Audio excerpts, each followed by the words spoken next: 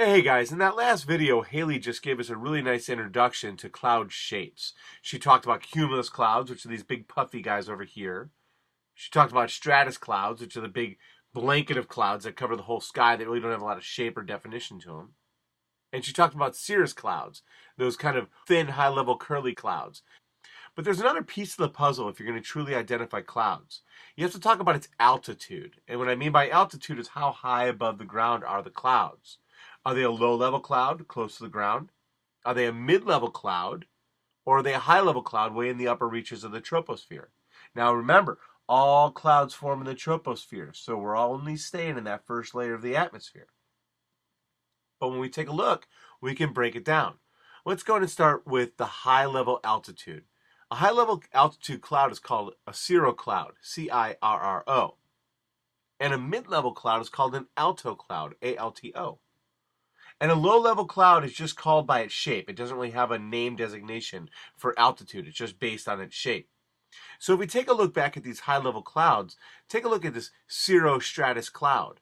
We have a stratus cloud, which is kind of thin and covering up the entire atmosphere, and it's cirro, so it's a high-level cloud. And then here's a cirro-cumulus cloud.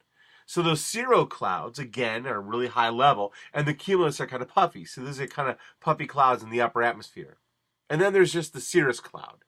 That's this thin and wispy kind of cloud in the way upper atmosphere. Then we have that altostratus. Now, alto means mid-level, but here's that stratus cloud that we've seen before. That blanket of cloud that really doesn't have a lot of definition to it. And then below that, we have that alto cumulus. So that mid-level cumulus cloud. And then we have the cumulus cloud below. Stratocumulus, which is a combination of a cumulus cloud and a stratus cloud. So it's kind of like a cumulus cloud that's really stretched out. And then we have these stratus clouds.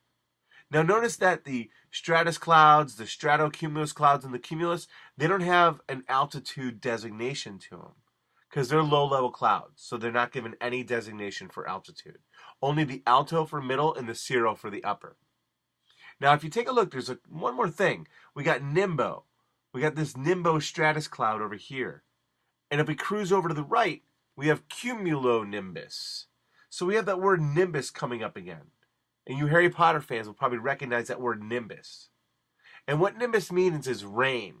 So when you see the word nimbus, you can assume it's going to be a rain cloud. And the big, huge storm clouds that we get, those are the cumulonimbus. Those are those big, billowing, really tall clouds that produce really heavy thunderstorms. And then the nimbostratus clouds are kind of like those light rainy day clouds. Those kind of clouds that just kind of make the whole sky kind of gray, but they're not very menacing or anything. They just kind of rain all throughout the day, but not really violently or anything. So that's it. Really, to classify clouds, you got to know two things. You got to know the shapes, and you got to know the altitudes. Tomorrow in class, we're going to do a little activity based on this, but there's also going to be a quiz on this. So make sure when you come to class, you know that clouds are classified based on their shape and based on their altitude. And also know that, the basic shapes would be the cumulus, those are the puffy ones. And the stratus would be kind of the bland, flat ones. And that the cirrus clouds are the thin and wispy clouds. And also know that the couple of altitudes that we're going to talk about are alto and cirro. And also know that nimbus means rain. So if you go over the basic vocab, you should be just fine for the quiz that's going to happen tomorrow. All right, we'll see you in class.